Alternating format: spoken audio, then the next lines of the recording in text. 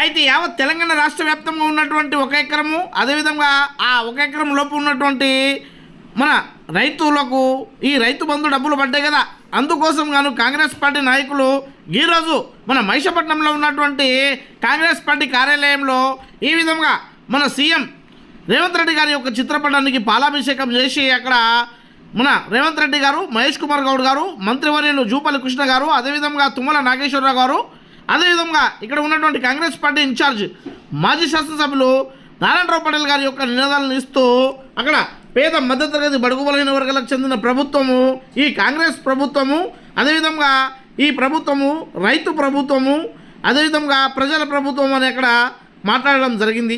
ఈ కార్యక్రమంలో భాగంగానే శంకర్ చంద్రయ్య గారు, అదేవిధంగా రామచంద్ర రెడ్డి గారు, అదేవిధంగా షాహిద్ భాయ్ గారు, మక్సూద్ భాయ్ గారు, ఫెరోజ్ పాషా గారు తదితరులు ఈ కార్యక్రమంలో పాల్గొని అక్కడ పాలాభిషేకం చేయడం జరిగింది.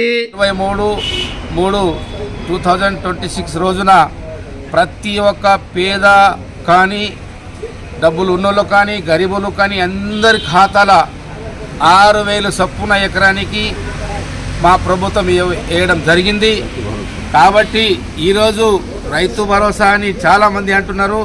నా ఒక్క విజ్ఞప్తి మా కార్యకర్తలకు, సర్పంచ్లకు, ఎంపీటీసీలకు, మాజీ ఎంపీటీసీలకు ప్రతి ఒక్క మండలంలో కానీ గ్రామ పంచాయతీలో కానీ మన పార్టీ చేసిన అభివృద్ధి పనులు తప్పకుండా చెప్పాలి.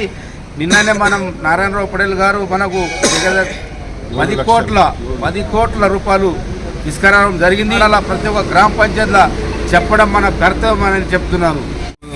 6,000 రూపాయలు ఎకరానికి వేయడం జరుగుతూ ఉంది.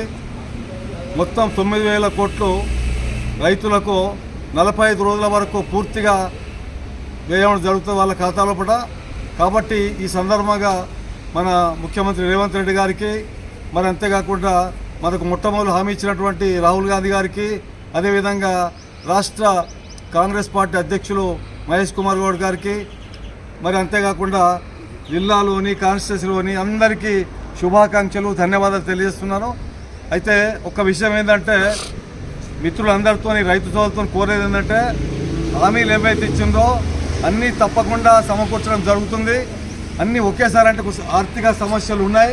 మన పాత ప్రభుత్వం ఏదైతే కేసీఆర్ గారి ప్రభుత్వం ఉన్నప్పుడు ఎన్నో బాకీలు చేసి పెట్టింది కాబట్టి వాటిని తీర్చడానికి సమయం పోతున్నది. కాబట్టి ఆలస్యమైన ప్రతి ఒక్కరికి ఈ ఏదైతే లబ్ధిదారులు ఉన్నారో వాళ్ళందరికీ కూడా మేలు చేయడం జరుగుతుందని చెప్పేసి నేను మనవి చేస్తూ మళ్ళీ ఒకసారి ముఖ్యమంత్రి గారికి కృతజ్ఞతలు తెలియజేస్తున్నాను.